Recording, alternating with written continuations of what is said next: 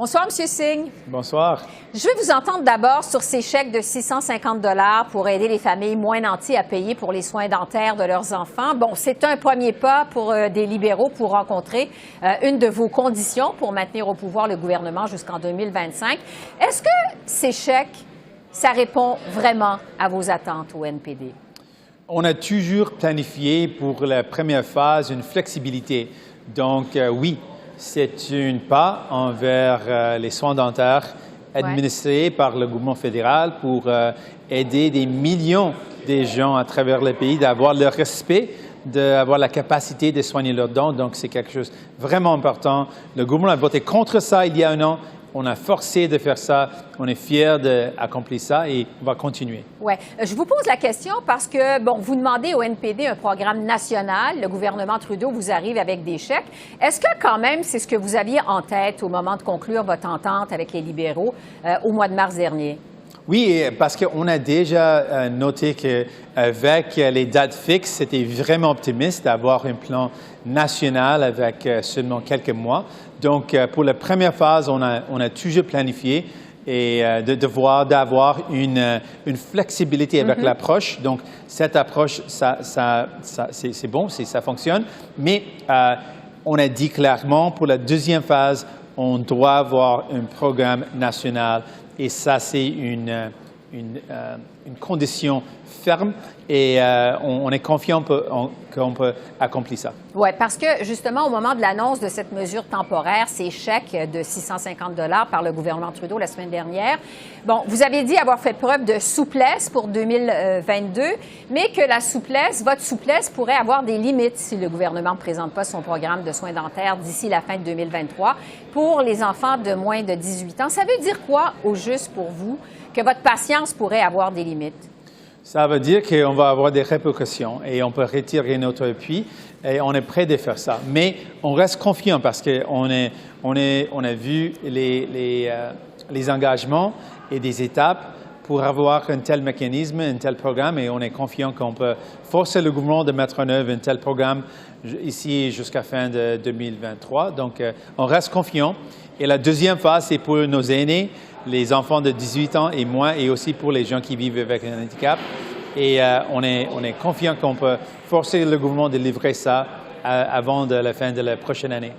Pour la suite des choses, justement, mais du côté du Québec, on sait que les soins dentaires pour les enfants de moins de 10 ans, c'est déjà assuré en partie, du moins par la Régie de l'assurance maladie. Vous avez dit que vous ne voulez pas que le programme soit administré par les provinces. Pourquoi pas? Pourquoi pas administré par les provinces? Ce qu'on propose, c'est une mesure pour donner la couverture aux gens qui n'ont pas de couverture à ce moment et on veut la livrer aussi rapide que possible. Donc, avec ce programme fédéral, c'est seulement un programme pour payer les factures. On n'ingère pas dans les compétences provinciales, on n'embauche pas les dentistes. Ce qu'on fait, c'est seulement de payer les factures pour les presque 9 millions de gens à travers le pays qui n'ont pas de couverture. Et c'est quelque chose qui va vraiment améliorer les vies des gens et c'est quelque chose qu'on peut faire rapidement avec une approche d'un programme fédéral. Oui. Laissons les soins dentaires comme tels. Je veux vous amener sur les soins de santé de façon générale au pays. Lors de la rencontre de votre caucus à Halifax il y a 2 semaines, un des grands thèmes qui en est ressorti de cette rencontre, c'est que vous appelez ce que vous appelez les dangers de la privatisation des soins de santé. En Ontario, on sait que le gouvernement de Doug Ford a décidé d'ouvrir davantage la porte au secteur privé. Mais on dit que les citoyens, quand même, n'auront pas à payer de leur poche. Est-ce que la privatisation partielle, c'est pas quand même une solution pour lutter contre les délais d'attente dans les soins de santé? Est-ce que finalement, on n'aura pas le choix que d'en venir à ça? Pas du tout. Ce n'est pas du tout une solution.